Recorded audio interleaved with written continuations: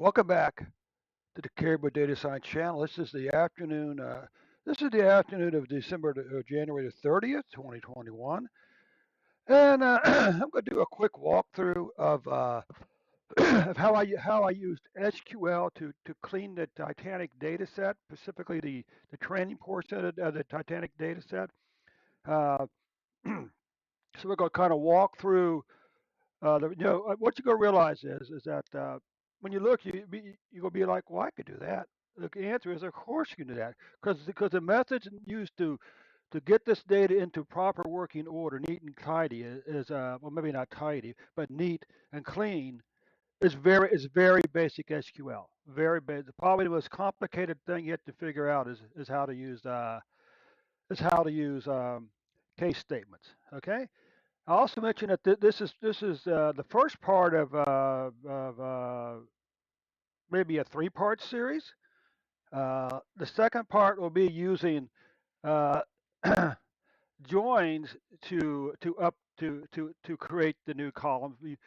Feature engineering using your basic SQL join commands to create columns that contain things like passenger class, survival, whether another person survived or not, um, and what else can we say? And what's the third one? And the point and the port of departure, the embarking port. Okay, using SQL joins. we'll actually import all the data today.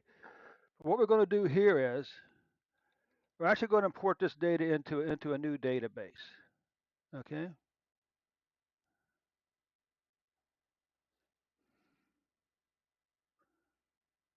where did this go?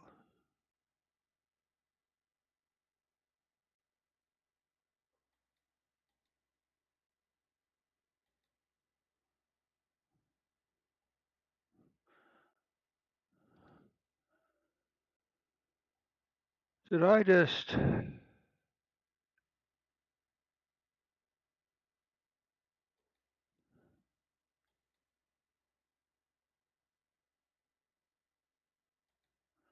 I thought I had two databases.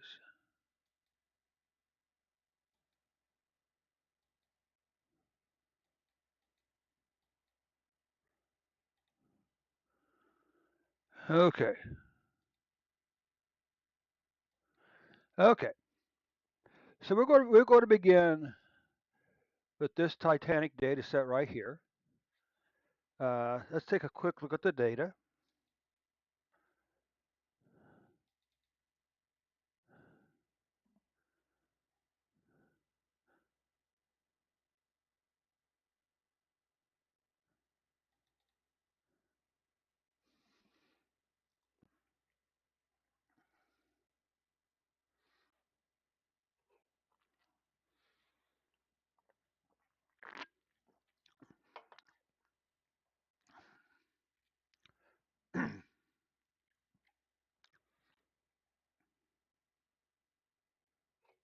Of course, remember our purpose here is to impress people with the depth of our SQL knowledge. Okay, so I'll just give you a heads up because that means we're going to do a couple of things a long way just to demonstrate a particular function or command.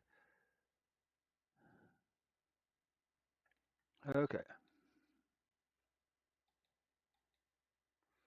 so here's our basic data set here. This is sort of the basic. I'll just mention there's also an extended version of the data set, which includes things like hometown and destination town and home states and stuff like that. But we're only concerned with the training data set here, okay? And so we've already imported that data into our data set, into our database. We'll see it right here. We're calling it Titanic data. There's about 891 rows, I believe. Yeah, 891 rows. And again, this is just the basic data we need. So we're going to replace uh, P class with the words first class, second class, and third class. We're going to use the ceiling function use a ceiling function to break these up into 5 and 10 year age groups. We're going to add this is like siblings, I believe. This is parents and children. No, this is not siblings. This is maybe it's siblings, parents, and children. We're going to add those two together plus one to give us the family size. And here's where the embark comes in. This is Southampton. This is Cherbourg, and this is Queenstown. Okay, we're going to replace those with those three words: Southampton, Cherbourg, and Queenstown. Zero means they died. One means they survived. Okay, so those are our basic functions right there. So let's begin by opening up.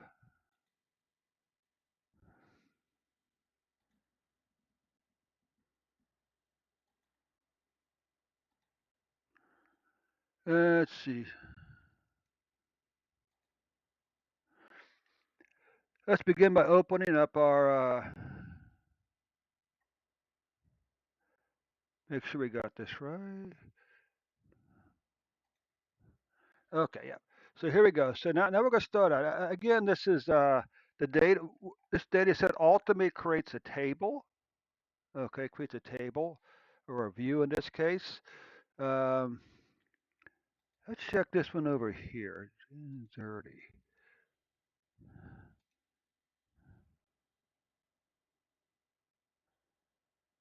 Huh. Wonder why I kept that. Okay.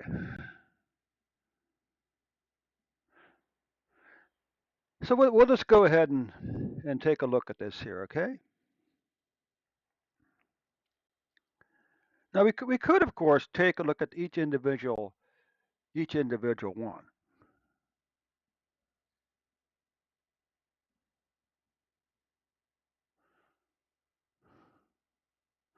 But anyway, this is pretty simple here. So anyway, so we go to create a view called Titanic Clean. Do we actually have a view called Titanic Clean?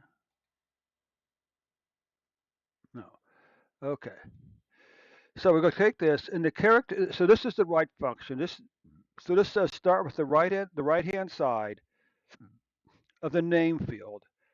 The length of the name field minus the character index. Character index measures the number of spaces from the left side to the first comma. Okay. So we're going to pull out the right portion of the name field with the starting in the character right here, separated by a comma. And that's going to create our name field. Left character, it's again this time we're not using the starting from the left side, counting in to the first comma, and that'll give us the first name from the date field. Uh, just to take a quick look here, make sure we understand what the data actually looks like.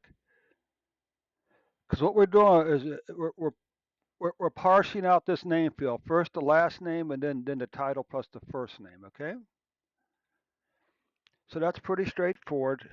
Uh, now we get into stuff a little more interesting. We're going to use a case statement to change the P class from 1, 2, and 3 to first class, second class, and third class. So it says if the P class when the P class equals 1, then change it to first class. When the P class equals 2, then change it to second class. And if it's anything else, because there's only 3, change it to third class. Now we could, just to cover ourselves,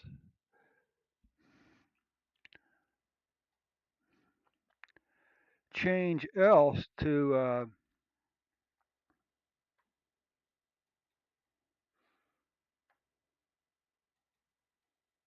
something like not available.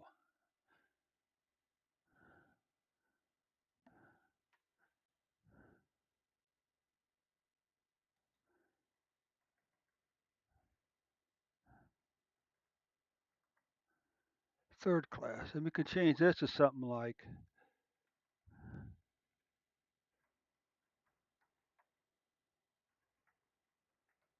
not given, maybe. Okay. are not recorded.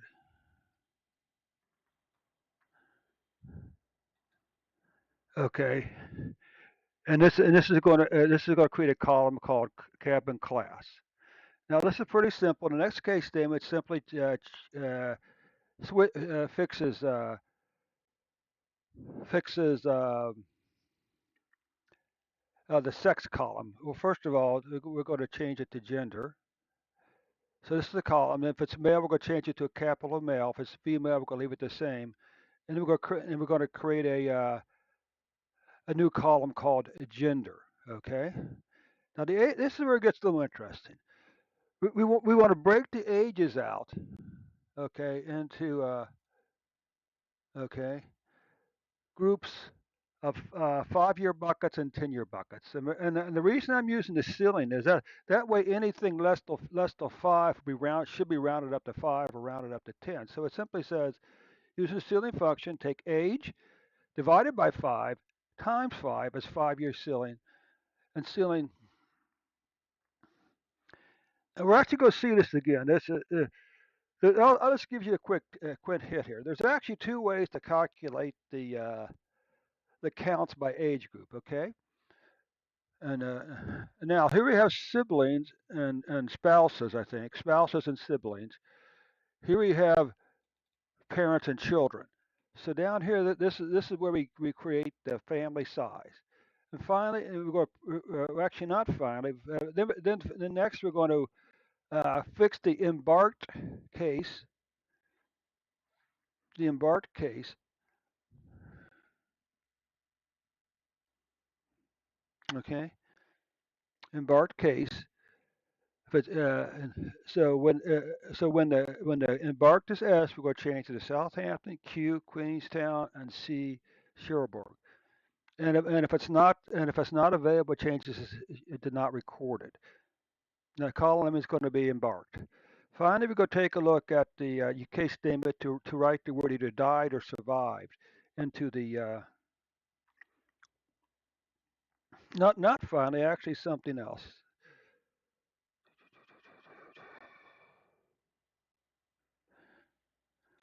And we're not going to do this because this doesn't work.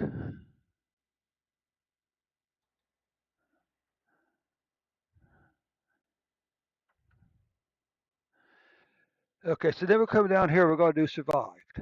All right, if it's 0, we're going to change it to died. If it's 1, we're going to change it to survived.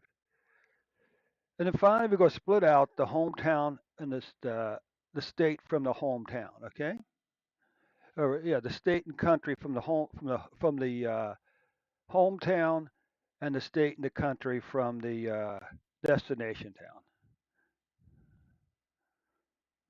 So again, the field's hometown, the length of hometown minus the character index to the comma of hometown as hometown, state, country. Same thing with destination. Okay. Now, what I wanted to do down here, and I haven't got the work just right, is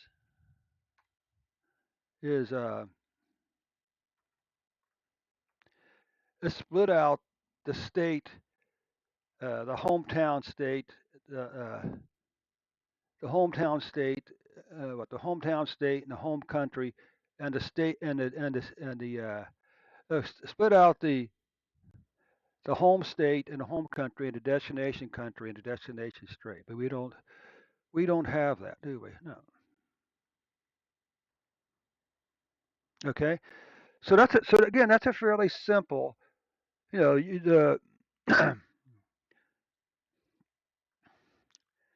that's so this is a fairly simple cleaning script at this point. Okay.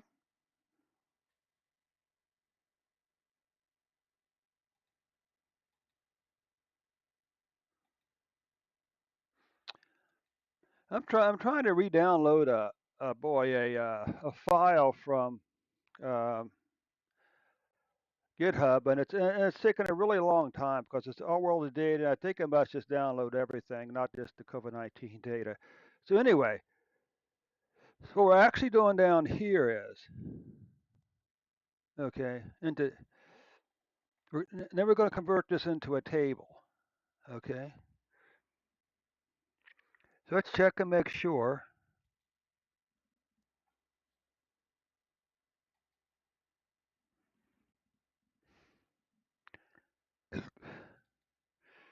So again, this creates a table called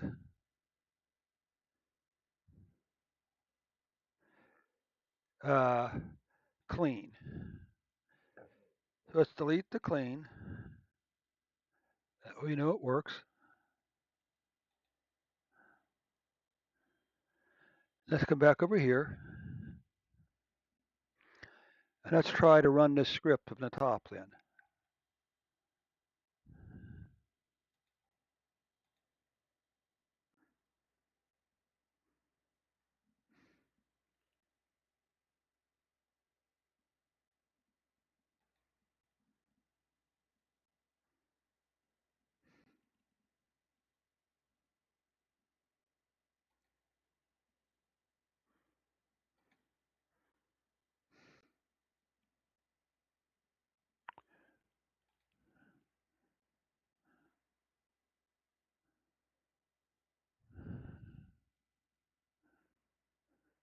You wonder if there's not something down here.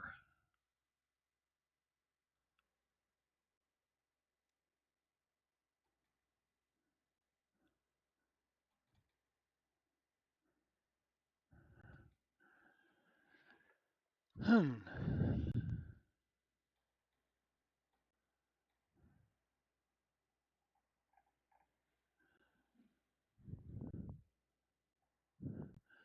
Because it says a syntax near. That should be all right.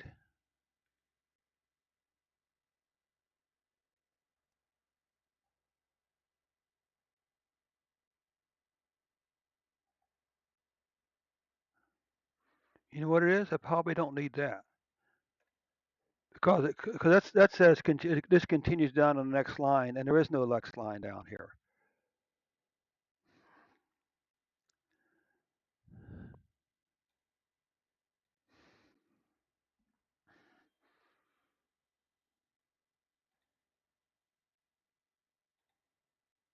Oh, man.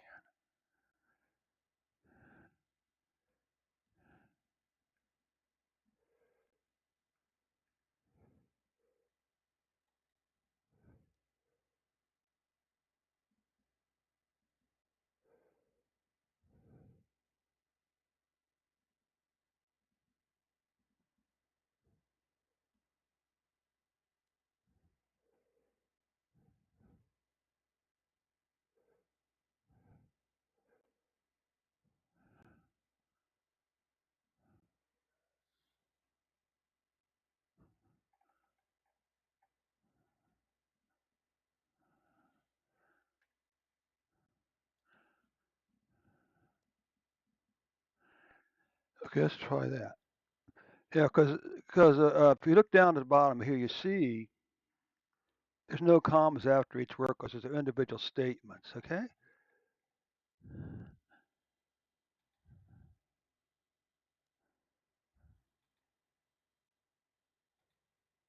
and it worked.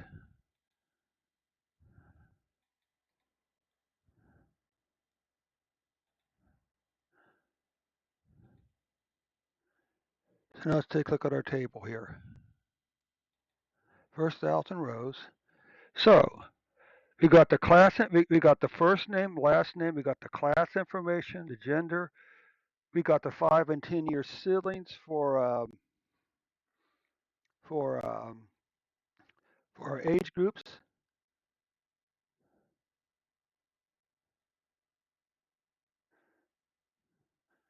Here's the ports from which they embarked,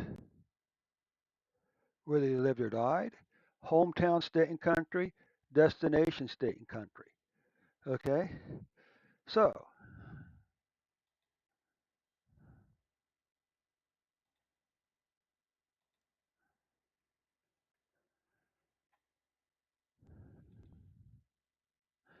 okay, so that's about 19 days. So now let's come over here and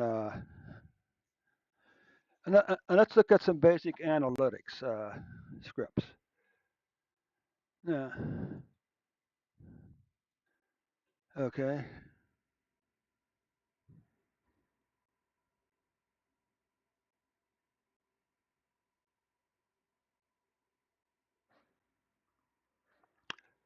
First of all, let's take a look at the count by home and country destinations. All right. So we're going to do a count by 5-year ceilings, a count by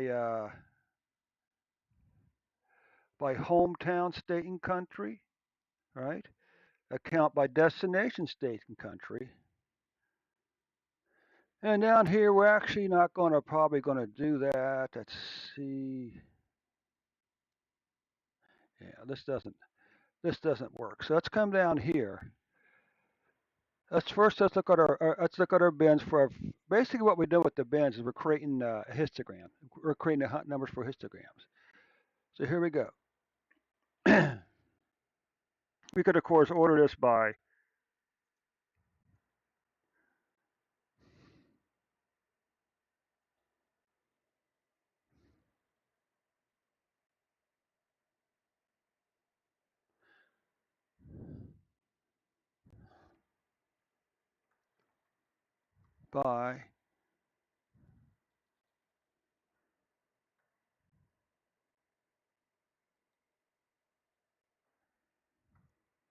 there. So now we got our age buckets lined up here. So notice it's by fives, okay? And this is the number of times this occurs. Okay? Similar thing, this down here, we're going to do a count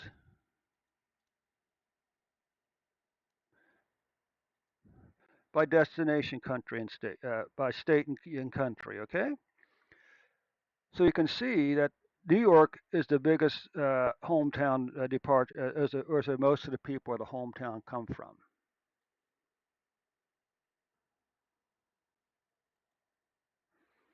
And New York City is also the biggest destination. New York City, New York, U.S. Okay.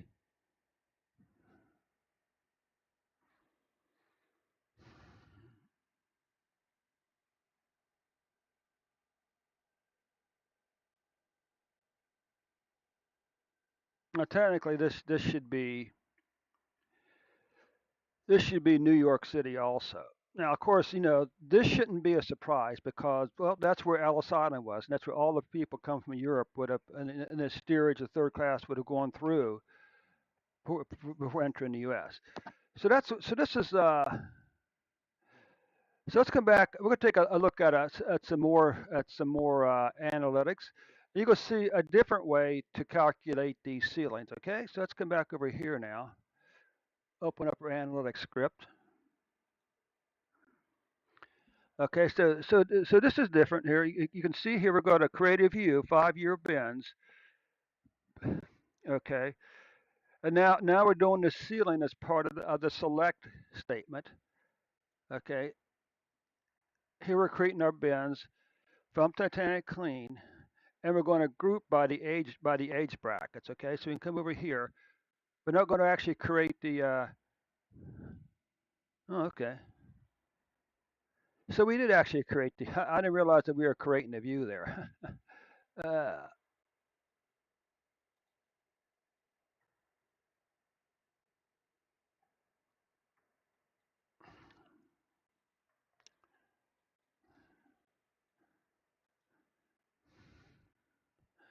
so now here's our views. Here's the 5-year bin. Okay, and the count. So what we're doing is we're just so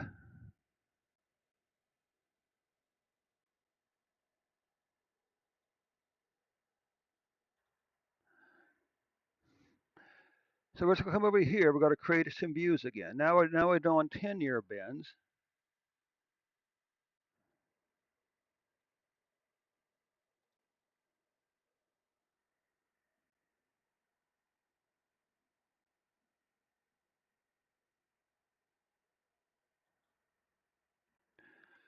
Okay, so now let's create 10-year bins.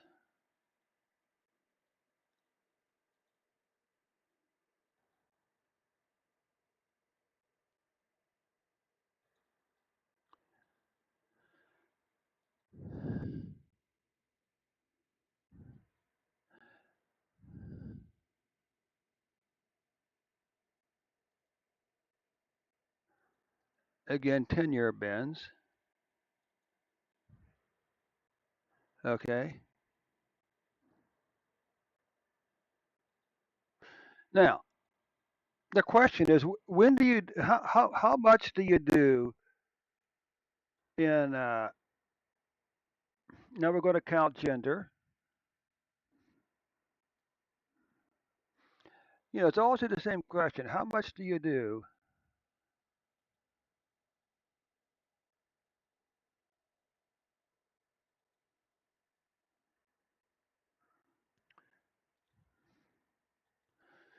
You know, how much do you do in SQL, and how much do you do, say, inside of Excel or Tabula? Because you could take the basic data clean, and you can do the count. You can do a pivot table on age, on gender, on class, on departure point, on destination. You know, the home, from where they're going from, where they're going from to where they're going to. All these things can be counted as part of a pivot table and then plotted. Uh, I think for me, one answer is it depends on how dynamic the data is. If the data is being updated, you know, daily, weekly, even a monthly table, then you want to do more inside the SQL because that way you don't have to go back and constantly update your other scripts. Okay. Uh, plus it gives you a way to get a very quick picture of your numbers without very quick picture of your numbers without opening up. Just this is a way to just the way to verify that the system is updating, of course. Okay. So that's just silly. Now we're going to do 10-year age group by gender female. Okay.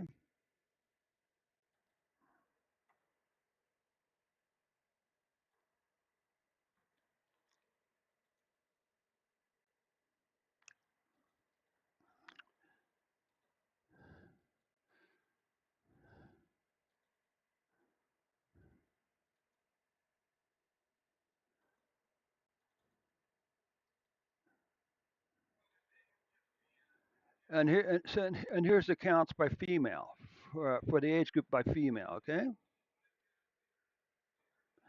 And you come down here. Now we're going to do by age and jail and with males. Okay. Right.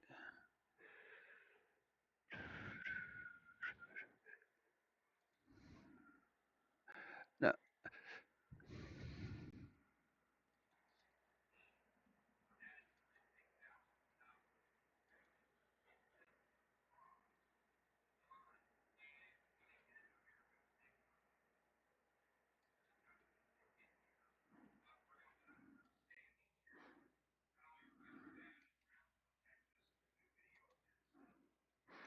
so now you got age group by gender and age group. Okay.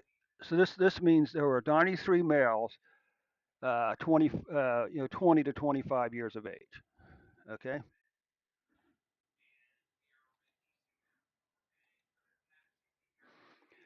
Again, this is okay. This is as count select ceiling.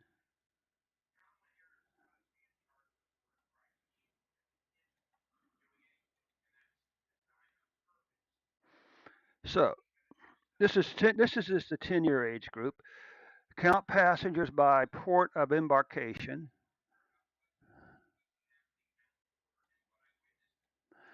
Let's run this separately. Then we run it. Then we'll run it as the. You see, this is the count of the part of embarkation. This is the port they're starting in. Now, what about this? So let's come up here and run this. Again, all these things could be done you know, one advantage to this is that the numbers are available to anybody, to everybody, as opposed to someone's, as opposed to you know, as opposed to being the only place it's located is in someone's Excel spreadsheet. Okay.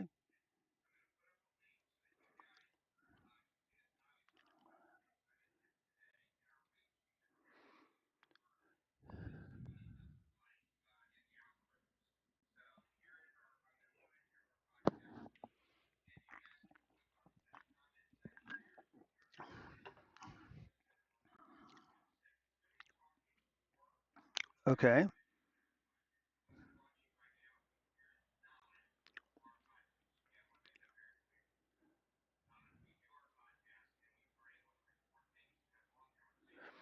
So,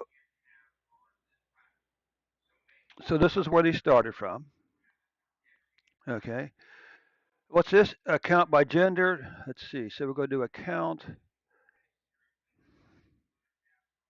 by gender.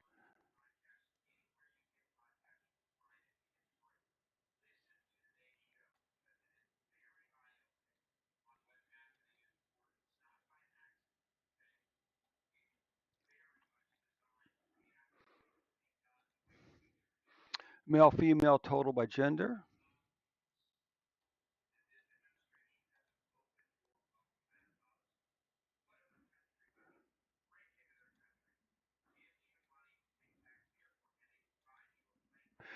So here's the total count by first class by class. So all these, we remember that you can access a SQL Server database from inside of Excel, at least probably from Excel 2010 onward. You can certainly access it inside of Excel 2016 and beyond. Okay, count of family size.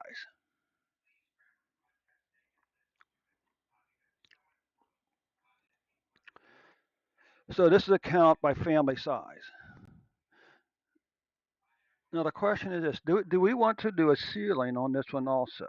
That's the question.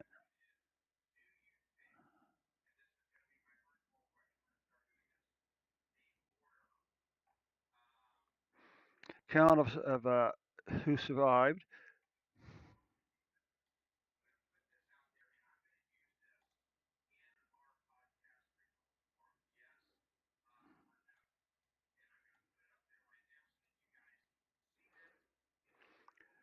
And let's see something there. Survived, no, died. Survived 338, died this. Okay. Now what about creative view count age by cabin? That's interesting. Let's see what that one actually does. First class age group.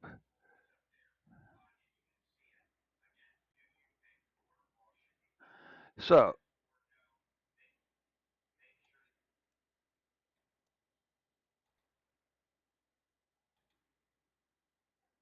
finding age count age by survival.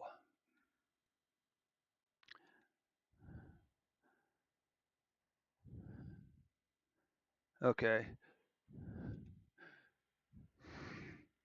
We could, of course, uh, whenever I see age, do age five. No, because up here, you know,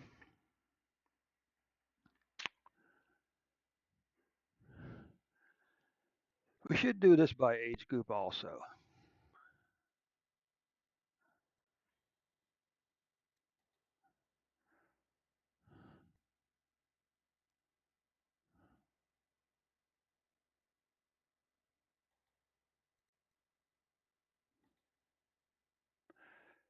5 year ceiling, 10 year ceiling.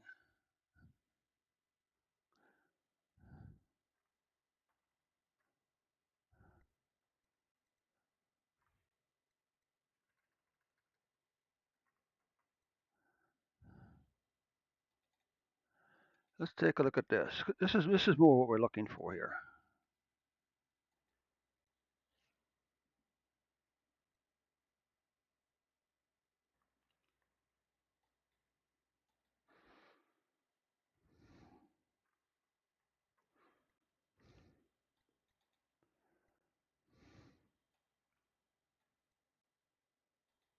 Voila. So what we got here is age 65.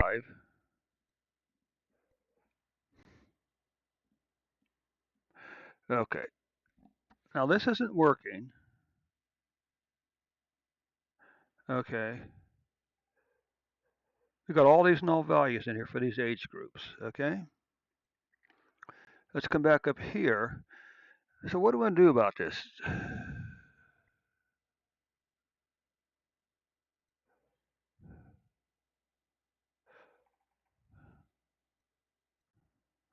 Well, did they actually survive? No, because it's a 0. No.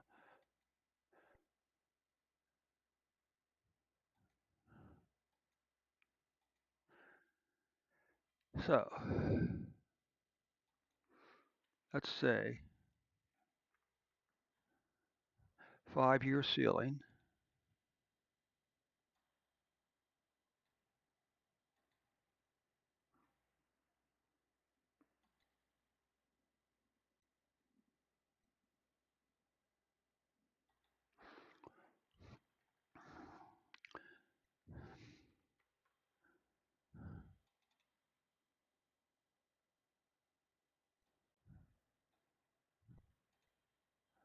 So now we got this here.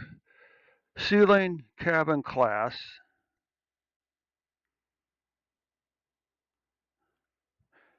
So in first class, there were 14 people, 55 to 60 or something like that.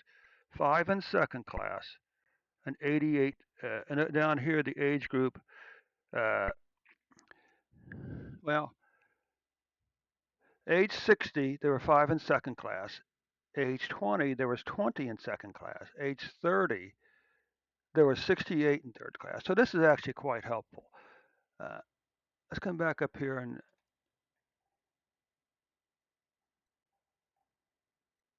so let's save this.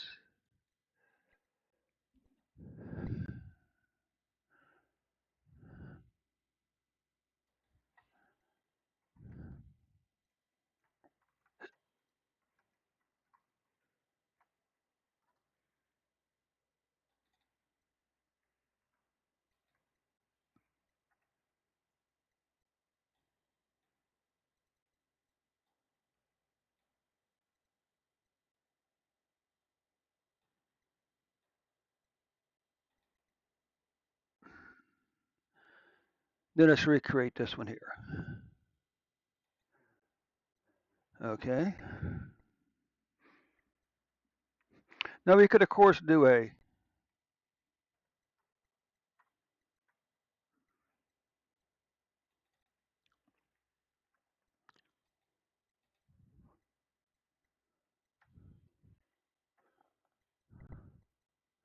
we could also do this with the 10-year ceiling.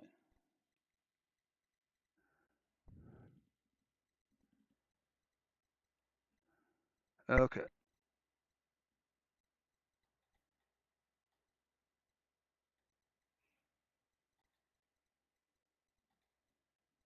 So let's see if this works okay.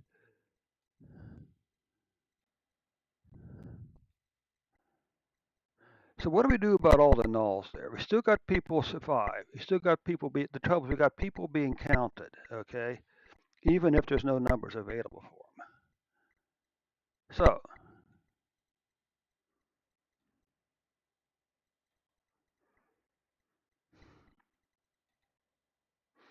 and now we got our database updated. Okay, so this is going to conclude this first part one of the analyzing SQL data using SQL to analyze the Titanic data set. Okay, again we'd use SQL code to fix the cabin class, to fix gender, to fix whether they survived or not, to fix the port which they embarked from, and the destination port city and state they embarked from. Okay. So again, this concludes our part one of our session today. Part two will probably be tomorrow, and it'll be coming back and using lookup tables. Uh, we'll come back and we'll import the data again from Excel, the tidy training or the training data. We also import the individual. We also have individual tables for whether someone survived or not, the cabin class, and the embarkment port. Okay, so we'll see you back here tomorrow with that. All righty. Thanks so much for your time today, and we'll catch you tomorrow.